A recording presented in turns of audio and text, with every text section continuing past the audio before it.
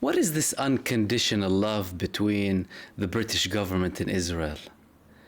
What kind of a special relationship does the British government have with Israel? Even if the United States is saying we're gonna stop arming Israel with some weapons, at least, you know, the types of weapons that are used to slaughter children and women and bomb hospitals and universities and civilian buildings and water wells and wheat factories, and the list goes on. Britain stands firm, ladies and gentlemen. The British government stands firm in its support for the genocidal satanic death cult. So we had a report that David Cameron, firstly, he said the arms sales to Israel will not be suspended. Who is he acting on behalf of? Exactly. The British people, they've been on the streets for the past 7 months. Millions of people, weekly basis, sometimes multiple times a week, calling the government to stop supporting this genocide. If you don't want to support the Palestinians, at least stop supporting the country committing genocide. You're supporting Ukraine, you have the Ukrainian flags everywhere under the same pretext that you're not supporting the Palestinians with. What is this double standards and hypocrisy? Even though 600 legal advisors, professionals, advise the government not to sell arms to Israel because they are committing crimes against humanity. The ICJ said they're a genocidal state. The ICC is now about to issue arrest warrants against their leaders, yet Britain stands firm. It's as if they're sending a message at the end of the day: we're the ones who created the state. We are the ones who gave them the Balfour Declaration.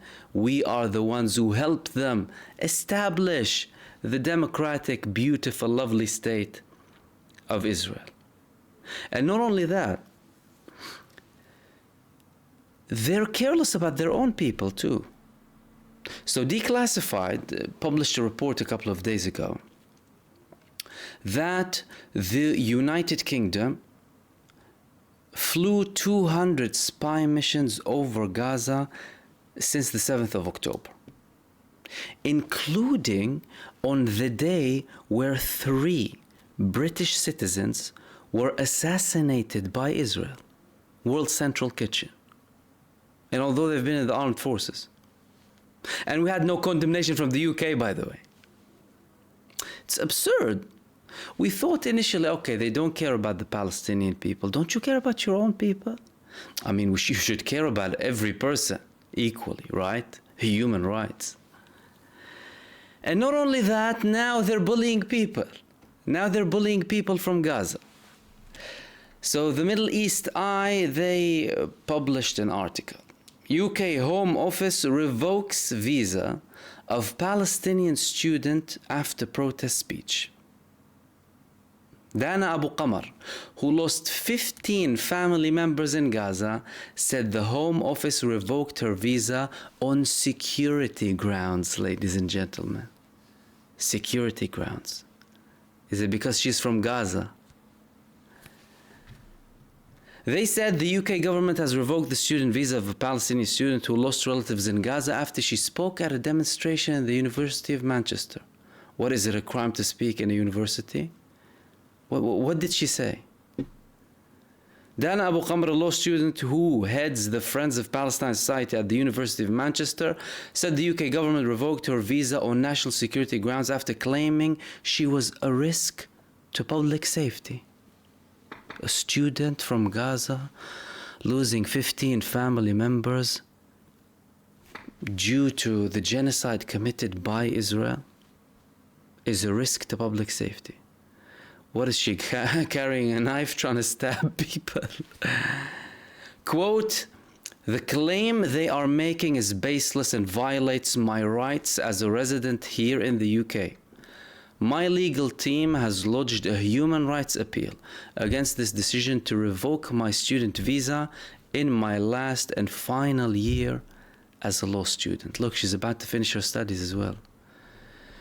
She spoke to Al Jazeera English. Last year, Abu Qamar revealed that she had lost at least 15 relatives in Gaza after the Israeli army bombed a 3-story building in the besieged enclave.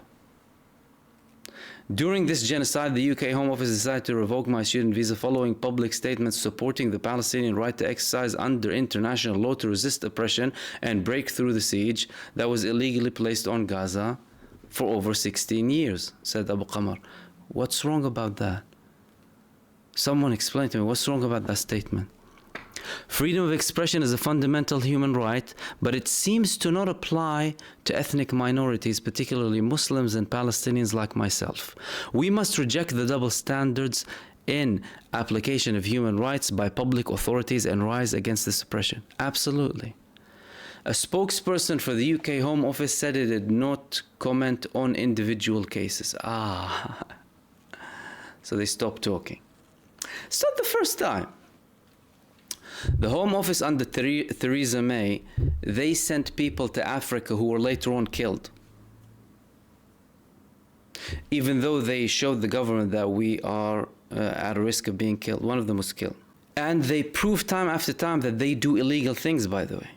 Otherwise, how can you explain people taking the Home Office to court and winning? And again, that's the people who have the energy to do that, the means, the funds, the mental strength. Some people are not bothered, they're just scared because the authorities told them you can't do this. And what does it also prove? That the authorities act illegally. But they act illegally because they're in power and they have the money.